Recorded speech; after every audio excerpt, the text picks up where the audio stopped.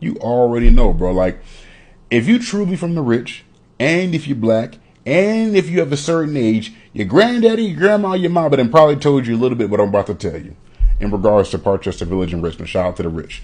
Because, as some context, in my prior video, I was talking about black neighborhoods in the Bay Area that were made specifically for homes to be sold to blacks.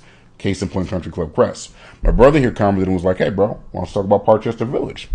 That is a great example, and that is a great story that needs to be told. So for those of y'all who've never been to Richmond, there is a neighborhood close to the northern region of the city somewhat called Parchester Village. I am well aware that there are some people who consider Parchester Village North Richmond. I choose to consider them separate because when I was first introduced to Parchester Village, niggas told me that Parchester Village was funking with North Richmond on some street shit, so I'm going to keep y'all two neighborhoods separate, as Parchester Village is not North Richmond. Ironically, bringing up North Richmond, prior to the existence of Parchester Village, North Richmond was actually one of the first neighborhoods, if not the first, to allow blacks to stay there. In the 1930s, I'm going somewhere with this, there was at best maybe 200 to 250 black people living in Richmond. Richmond used to be a predominantly white city, mixed with some other races too as well. And they were all staying in North Richmond for the most part. The first time you started seeing thousands and thousands of blacks arrive in Richmond was, you guessed it, World War II. We at war with Japan, we at war with Germany. A lot of shit needs to be built. They opened up a lot of shipyards, a lot of industry plants all around the goddamn country, particularly on the coast. Kaiser shipyards had just opened up in Richmond, and they needed some workers. They needed some workers to make all this shit. Needed some workers to make all these carrier ships, all these bombs. Need somebody to make all of this. So this is when you start seeing the waves of blacks move from down south. It always goes back to down south. Moving from Louisiana, Texas, Arkansas, whoop to come work out here. Well, where they gonna stay? They can't buy no houses nowhere because you gotta remember this back in the day. It's still kind of racist. Okay, cool. So this is when we start having wartime housing. This is when we start having that temporary wartime housing complex is built up. For those who do not know, when you go to Richmond, when you go to Vallejo, when you go to SF, there was a lot of wartime temporary housing built for these workers to come in, bring their families to work and make some money. Because we at war, bro. Fuck if we don't like black people. We need y'all to come here and make all this shit because we at war. Well, the war ends. We kicked Germany's ass, we kicked Japan's ass, and that sounds messed up because I got love for Japanese culture and German culture, but we win, right?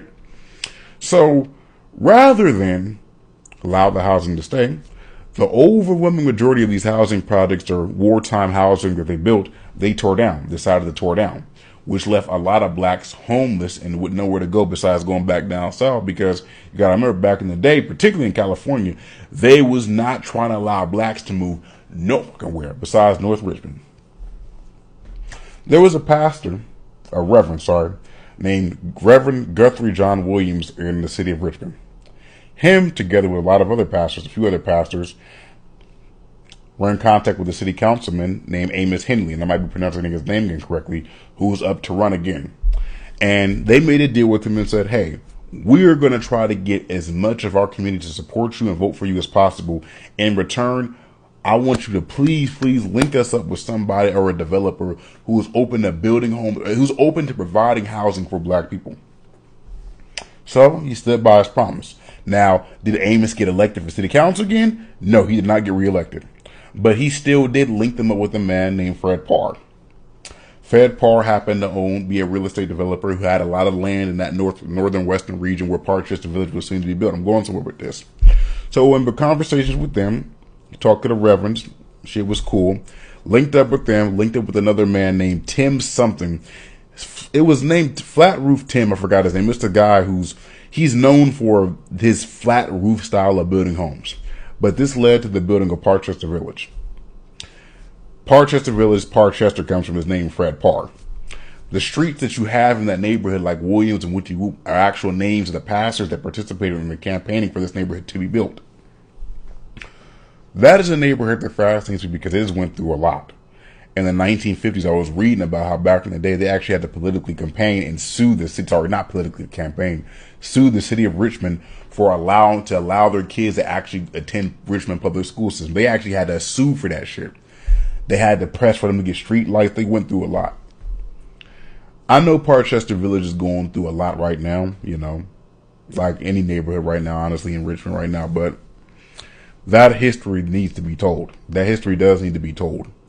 There was a decline in the city in the 1980s, 1990s. I have my own personal theory what caused that, but I don't want to offend any fucking body. I don't want to offend anybody, but I'm going to say it in part 2 of this video.